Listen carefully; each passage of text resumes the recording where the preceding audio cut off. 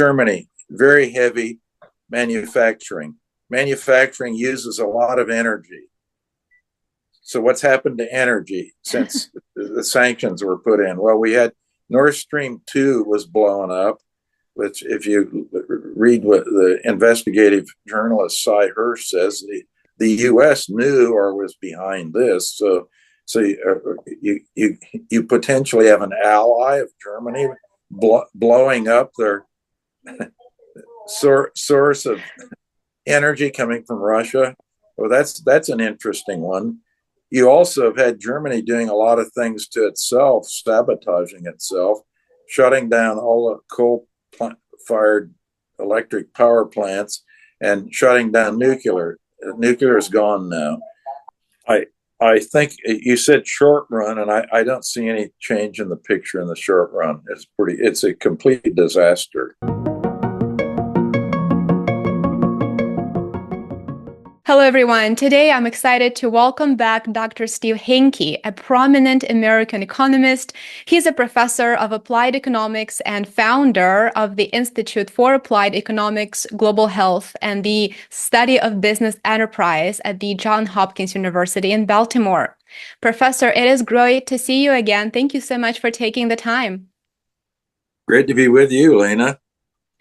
Great to have you. Last time when we spoke, we briefly touched upon the subject of the rise of the global south and the relative economic decline of the G7 economies. And so I would love to focus on this a bit more. One of the biggest global events, and I would say economic and diplomatic events, took place last week, the BRICS summit. There were 30 plus states that applied to become members. More than 19 heads of state were in attendance. The association announced 13 new partner states that I think it would be safe to say are on track to become members. Without a doubt, the event was historic for the developing nations as they navigate the new geopolitical challenges. What are your thoughts? What are your biggest takeaways from the BRICS summit? Well, one of the biggest takeaways was the fact that the West has pledged to make Vladimir Putin a pariah, and he sure didn't look like much of a pariah leading off as the host of the BRICS summit. So that's one actually fairly significant takeaway. Really, that's a very important thing. The other takeaway was that if you get very technical and concrete about what was going on at BRICS, it gets a little bit fuzzy, but there was actually one thing that was concrete that was a significant diplomatic achievement, I think, and that's the border dispute between China and India. Looks like the Chinese and Indians have resolved that, or they're certainly on the way to resolving it. Now, one reason I think for that diplomatic solution is that probably the three heaviest diplomats in the world, ones who actually qualify as diplomats, would be Sergei Lavrov from Russia, the foreign secretary from India, Jas Hankar, and Wang Yi from China. So you've got the three most prominent diplomats in the world actually were in attendance at that BRICS meeting. So that fits a little bit into this, the image thing. And the image is obviously important. It's clear that Putin, although the West would love to make the guy a pariah, he is not a pariah, at least in the eyes of many significant countries. And then those significant countries, you have the phalanx of the big three diplomats, the most prominent ones and most accomplished ones in the world were the three that I just mentioned. So that's kind of what was, big. The image thing is very big, and it's very big in the context that the U.S. is spending most of its time creating enemies. I mean, its foreign policy is one of, not not not following Dale Carnegie, winning friends and influencing people. It's just the other way around. So that image is very important. And the concrete thing with this border dispute, which actually is very substantive and been a big problem for China and India, is big. And then there are other things. They leaned into the diplomatic angle with the United Nations. So they're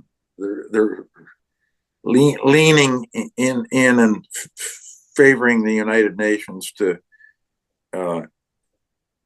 allow for dialogue and diplomacy to solve international problems. That's one thing that also was significant. And the other thing, of course, they were opposed to sanctions, which I'm opposed to sanctions too.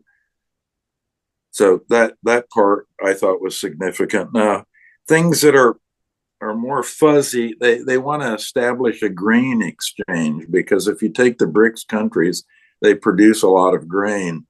But if you really look into the details of that proposal, there's no location for where the exchange will be. There's no business plan. It's a very tentative thing, and there were many things like that in the final report and communique from BRICS. So that's in a nutshell, that's kind of my takeaway on the thing.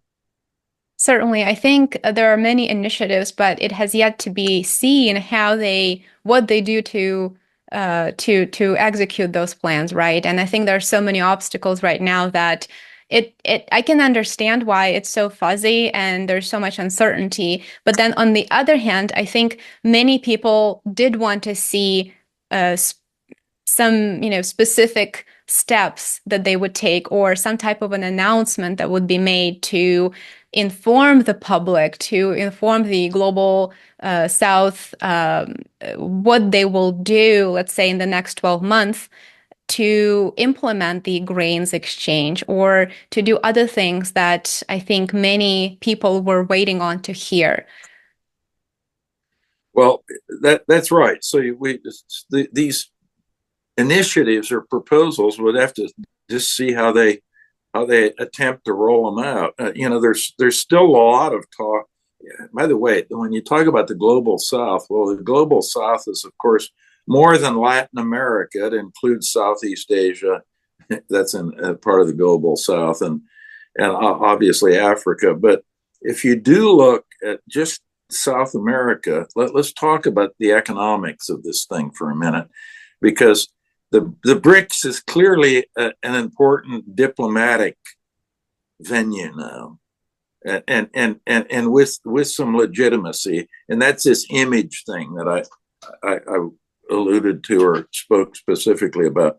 But if you look at, let's just say, Latin America, which is close to the United States, obviously, the income levels per capita are on average about a fourth of what they are in the United States, and I would say that Latin America, in large part, has not gained any ground on the United States in the last 10 years, the last 50 years, maybe even the last 150 years, and one reason for that is the fact that economic freedom is the key thing that you have to look at if you want to see how countries are progressing. I mean, we just had a Nobel Prize, by the way, three economists, and that was the main kind of message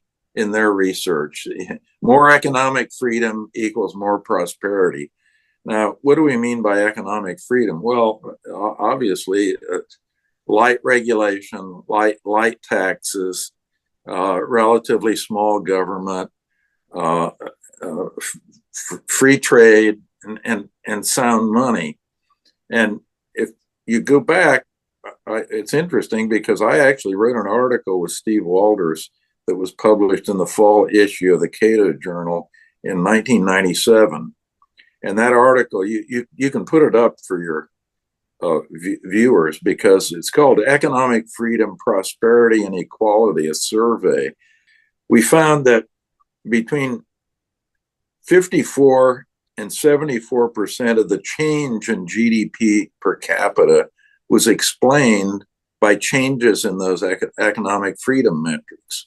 So you get a very high correlation between you increase economic freedom and you increase per capita income. I mean, that's basically the story. Just think of it almost a one-to-one relationship. If you increase economic freedom by 10%, you get roughly, on average, a 10% increase in GDP per capita. So all of these, with the exception of Southeast Asia, which is a little bit different, but if you look at certainly Africa and Latin America, they're laggards. They're not increasing economic freedom, and as a result, they're not increasing GDP per capita. Now, I think one way to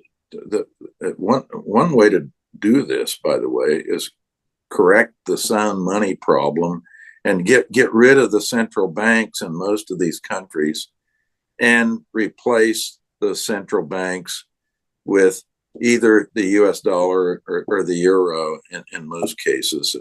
Dollarization in Latin America. Everyone informally holds and uses the US dollar anyway. Just make it formal. Get rid of the central banks and use the US dollar. Now, they do that actually in 3 Latin American countries. Panama has been dollarized for over 100 years. In 2001, we dollarized Ecuador. In 2000, El Salvador was dollarized. So El Salvador is dollarized, Ecuador is dollarized, Panama has been dollarized for a long time. But that allows you to have a first-class currency and monetary stability. And stability might not be everything, Lena, but everything is nothing without stability. So that's kind of the starting point. You have to have a stable playing field, and then you can start trying to do reforms and clean up things and move in this direction of increasing economic freedom. And if you do that, you're going to have increases in GDP per capita. So that's the broad brush of the thing. Now, by the way, they didn't really talk about that at BRICS. You see, they're in a way they're missing the boat in terms of economic reforms. But I guess my take on that would be, since they're trying to move away from the dollar because it limits their economic sovereignty and political sovereignty, this would be introducing the dollar as the currency in those countries would pose a threat, and it would be almost counterproductive. Of course, I have to. Of course, it would allow them to have that economic freedom, like you mentioned, and to introduce reforms and to stabilize the market. But it seems that based on what they're pursuing right now, introducing the dollar is almost out of the question for them because they're trying to find alternatives. Well, they're trying to fight the dollar, and the reason they're trying to fight the dollar is because the U.S. has stupidly weaponized the dollar, and that restricts if you're sanctioned and are subject to financial sanctions, you might find it very difficult to use the dollar. So that's why BRICS in general is trying to get away from it. I was talking about dollarization in Latin America specifically. So if BRICS, what BRICS should do is what I have proposed in the past. If they don't like the dollar, they should go with gold and establish a BRICS currency board and a BRICS gold-backed currency. So the BRICS would issue a currency, a BRIC, let's call it, and that BRIC would trade at a fixed exchange rate with gold, and it would be fully backed by gold reserves. So a BRIC would be a clone of gold. So that would be the quickest way to get out of this threat of a weaponized dollar, number one, and gold is not issued by a sovereign, so there's no debate about sovereignty or anything like that because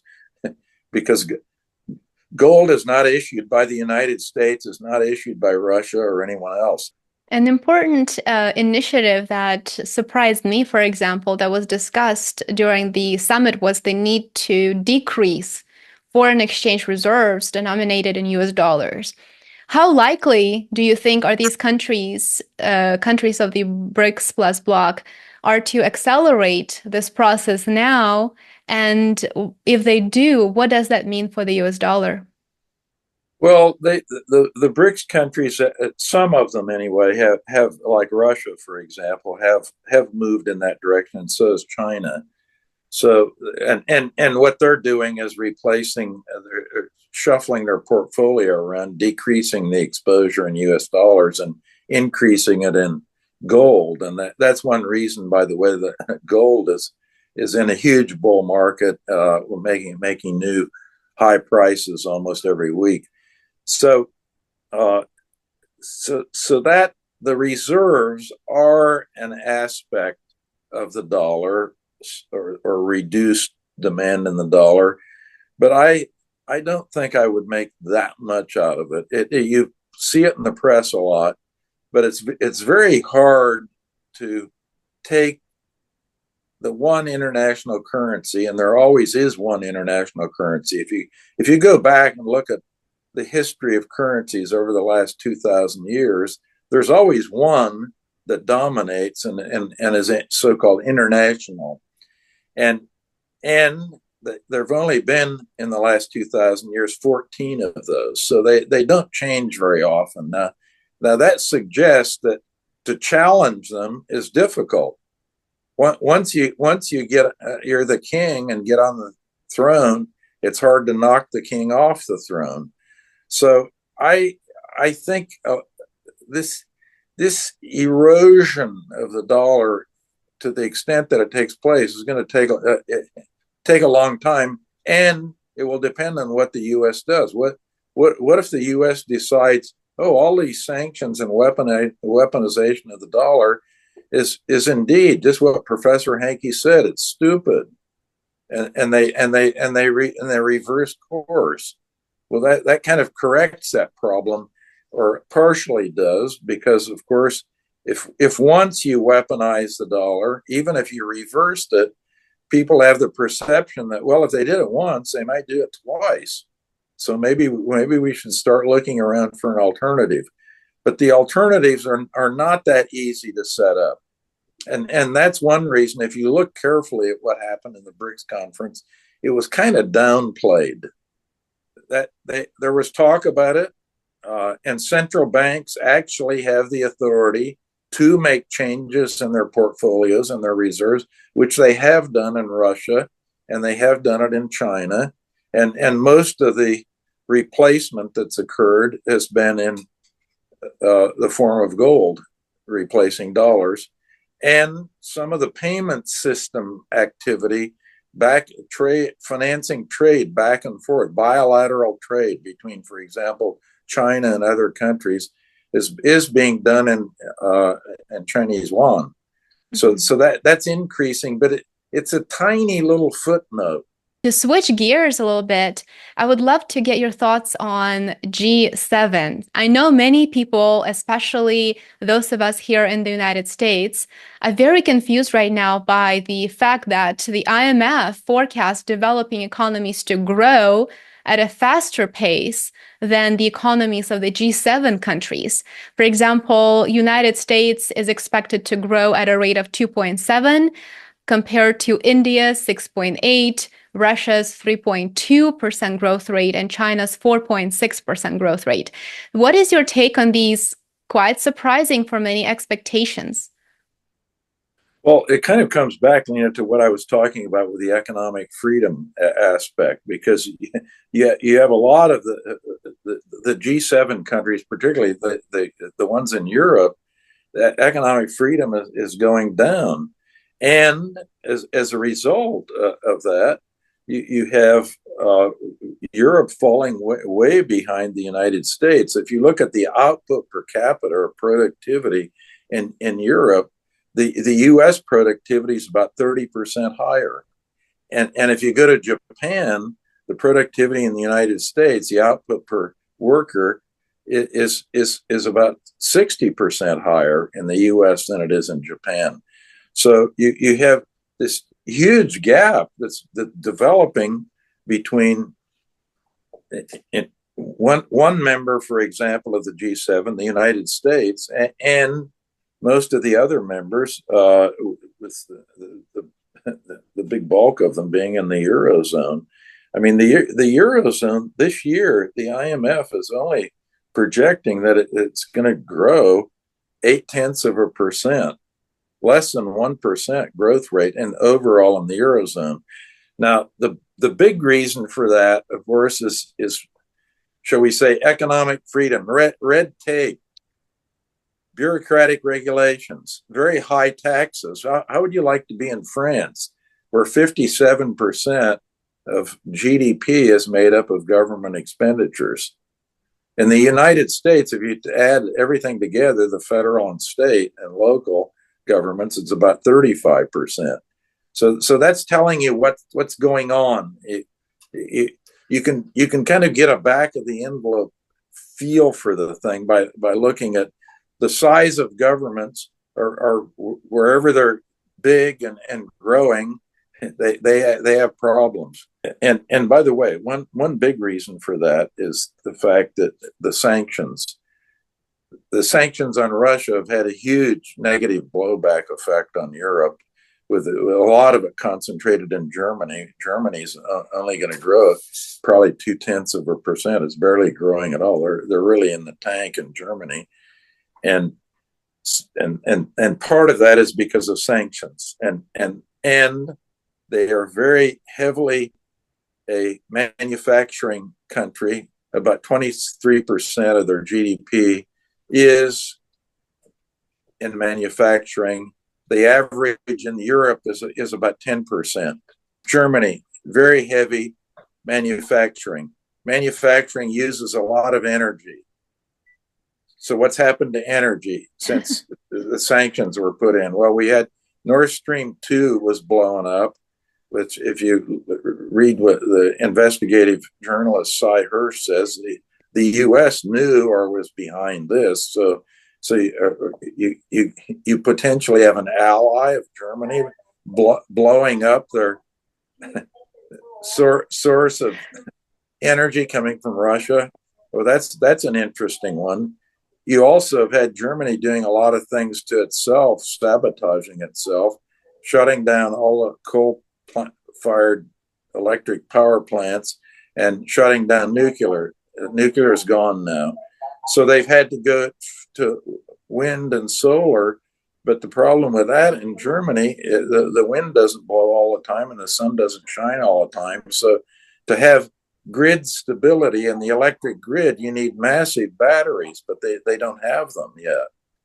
So as a result, the electric prices have gone to the moon in Germany, and manufacturing is tanked big time. So Germany is really in big trouble, and it's this high concentration of manufacturing. All of a sudden, due to external factors, that would be sanctions against Russia, and the destruction of Nord Stream 2, the pipeline, and then in the internal thing, getting rid of coal and getting rid of nuclear. All of these things have combined to push electric prices to the moon and energy costs to the moon. And you have a lot of things going on. Why do you think Volkswagen has shut 3 plants down? If you look at the headline in the paper today, that's one thing. Why? And I should also mention that the green transition has really been extremely costly and damaging in Germany. So that's an internal thing. So you have Germany going to green transition, uh, getting away from nuclear power, getting away from coal. And then you've got this external thing with the sourcing power from Russia, the sanctions, and the pipeline. All of that, it's just a perfect storm. And that's the biggest economy in Europe. So you say, well, what's going on in the G7? Well, if you get the biggest economy of Europe completely in the tank, and then you've got France only growing 0.7% per year, Spain about the same, Italy about the same, very low growth. You have a few outliers, by the way, that have benefited from the sanctions. Bulgaria, the projected growth rate is 2.7% per year. It's almost 3 times higher than the EU average. So that would be up on the top side. There are some countries that have benefited. Bulgaria, the poorest country in Europe, has benefited big time from the war in Ukraine. Do you think that there's any hope for Germany in the near term at all with these policies that just completely self-defeating and perhaps with the elections at some point there will be change? I I think you said short run, and I don't see any change in the picture in the short run. It's a complete disaster. The government, the coalition government, is I think completely incoherent and dysfunctional, and I don't see any chance to change things in the short run. Maybe in the long run that will be different, but in the meantime, I anticipate that manufacturing sector that now is 23 to, let's say, just roughly a quarter of GDP in Germany. I think it's going to be very much slimmed down and decimated and go towards more the average in the EU, which would be about half the proportion of GDP being contributed by manufacturing than they now have in Germany. So that's a huge, talk about a transition. That's a huge transition. We're going to see more of this VW plant closing operations. And the biggest chemical operation in the world is BASF in Germany. And that's being completely defanged. And actually, a great deal of its operations are being moved to China. If you had to forecast the EU's economic growth, economic stability, let's say short term versus long term, what would your predictions be right Well, now? the EU will continue to fall. They've been falling behind certainly since 1990. So that's almost 30 years. They've been falling further and further behind the United States, and that will continue because of the fact that they have less economic freedom. They're more into this industrial policy thing where the politicians are deciding all the major investment decisions and allocation of capital in Europe are decided by the political class. And this is again a stupid thing because you're giving decision making power to people who have no skin in the game and pay no cost if they make a mistake. That's the whole point of the private enterprise. People say, well, why is productivity so high in the private enterprise versus some state-owned enterprise? And it's because the private enterprise operates in the private profit and loss system. So if they do badly, it shows up on the income statement and deterioration in their balance sheets. And ultimately, if they're really bad continuously, they're going to go bankrupt and they'll be eliminated. So that's the profit and loss system. That is not what happens in the public sector, because if something goes bad, it's what happens. Well, the first thing that happens, they try to sweep it under the rug so nobody actually knows exactly what happened. Or at worst, they would set up some commission to look into it. And of course, the commission would take forever to look into it. And the purpose of most of those public commissions is actually to sweep the thing officially under the rug and never know about it. So, it's a pretty simple game, actually, when you think about it. As you mentioned in the beginning of our conversation, free trade is one of the key drivers in the global economy. However, it does seem that protectionism is now virtually bipartisan in the United States. One could argue that political interests always top economic reason and just logic. For example, former President Trump said he would impose 200% import tax on the agricultural equipment producer Deere Company if it dares to move some of its production to Mexico. Of course, the current administration has been imposing restrictions on anything and everything. What would be your preferred economic policy right now in the context of global affairs if you return back to the president's administration? Well, I would do and say exactly what I was advising President Reagan to do when I was operating at the President's Council of Economic Advisors in the early 1980s.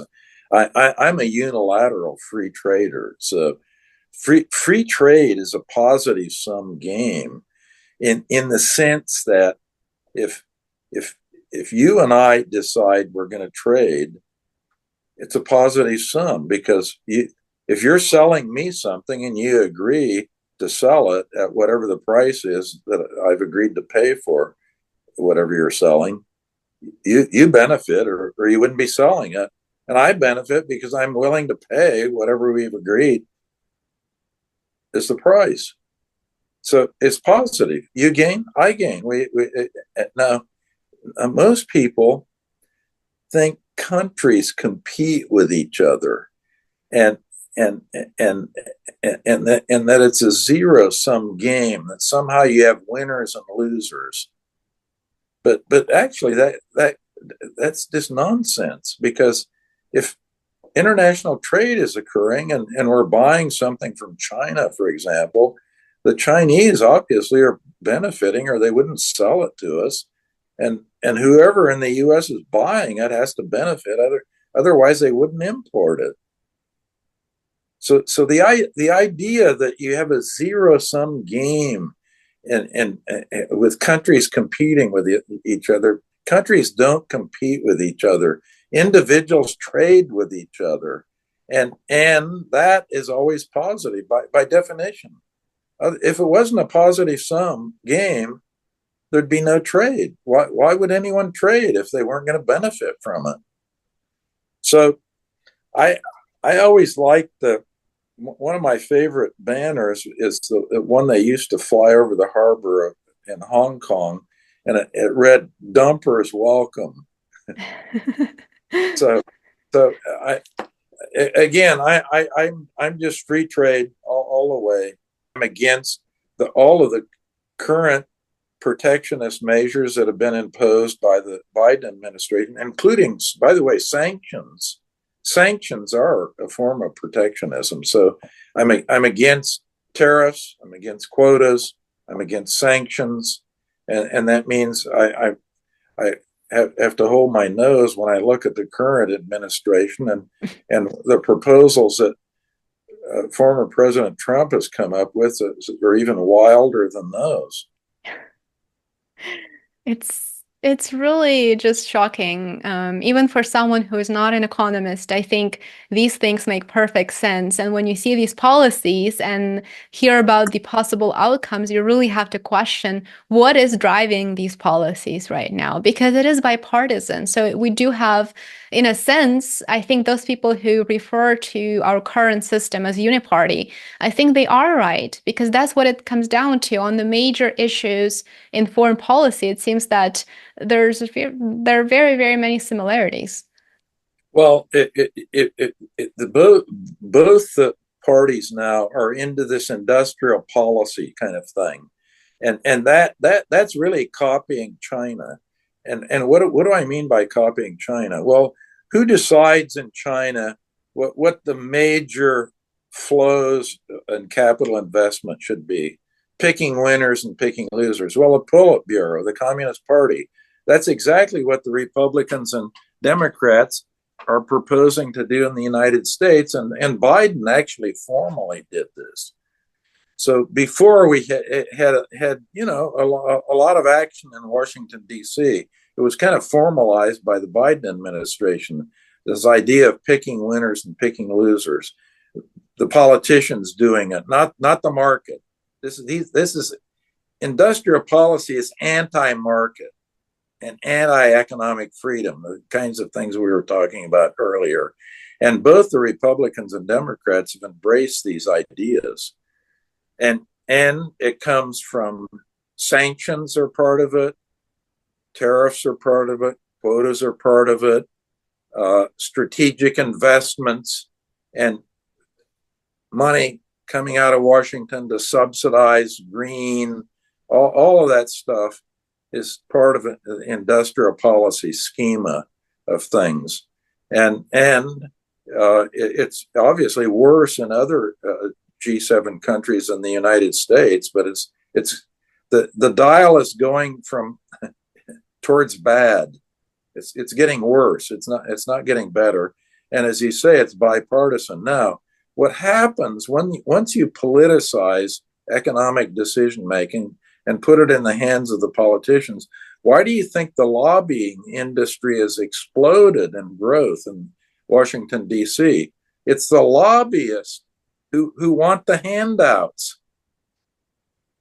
That's and you say, well, how can they be making decisions like this? It doesn't make any economic sense. Well, it does make economic sense in the sense that if you open the door towards industrial policy and politicize things and let the politicians deciding, well, there's a lot of money involved. So rationally, if you want some of the money, you go to hire a lobbying firm and lobby for it, get legislation, get something tucked into a bill where you're getting a few million for this, that, or the other thing, or more than a few million, sometimes a few billion.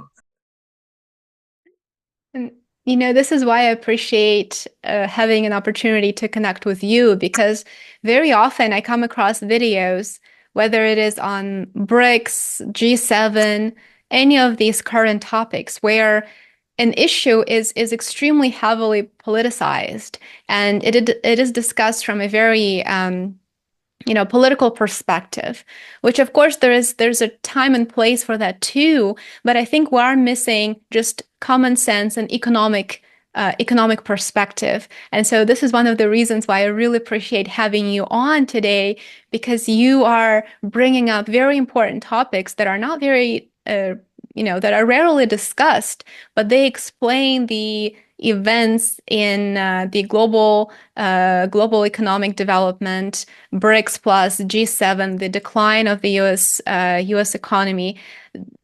Your explanation helps us sort of get a perspective on the main drivers of these events without really, going too much into politics and trying to highlight all of these events from, only one perspective, the perspective that a person who discusses them sees. This is why I think, to me personally, this is very interesting, because we get to talk about economics and really understand the economic drivers without trying to politicize our conversation. Well, I hope so. And Professor Hanke, maybe one last question for today. Earlier in this discussion, you mentioned gold and you mentioned natural resources. So I want to turn to natural resources and rare earth minerals. Countries of the global south are rich in rare earth minerals and a variety of natural resources. What role do you anticipate these resources will play in the context of course, the rise of the global south, given that they are focusing on developing their infrastructure and facilitating trade? Okay, when you talk about rare earths, people get somewhat confused because they think the rare earths, they're focusing and thinking about some physical thing, which is true. I mean, rare earths are elements and they are physical, but the key is processing these to get them into usable products, that either in batteries or magnets or whatever you are using the particular rare earth in. Now, you have what I call the three M's: mining, metallurgy, and material science. And if you look at those three M's, China is so far ahead of everybody else. China is in BRICS, obviously, and that's where the big concentration of brain power and firepower is in mining, metallurgy, and material science. And if you and you can see this by looking at the university rankings, and China, their universities are generally not ranked very well. Let's put it that way, diplomatically, except in the three M's, and they dominate the top 10 universities in those 3M fields: mining, metallurgy, and material sciences. They're all in China, the heavy concentration of them. So they have really the intellectual capital. I mean, they're in the driver's seat, and they're way ahead of, for example, the United States or other countries in these 3M areas. So that's just the reality of where we're at. I think it'll be extremely difficult to catch them. Most of these things are actually processed in China. Even if you find the material someplace else, you have to send it to China to get it processed. That's a simple way to think about it. If you really want a final usable product, even though you have a mine someplace and you've extracted a rare earth of some sort, you're going to end up having to send it to China to get it processed so it can be shipped back to you in some usable form. So for anyone who says that protectionism is good because it will help us bring manufacturing back home, they have to consider this aspect when they look at this issue, that the refining and the processing is a key aspect of this issue here. Absolutely, there's no question about it, and there's also no question that in most of this field, the Chinese are just light years ahead of everybody. Professor Hanke, thank you so much for joining today and for such an interesting conversation. I hope to have you back again soon. Great to be with you, Lena. Look forward to seeing you again soon.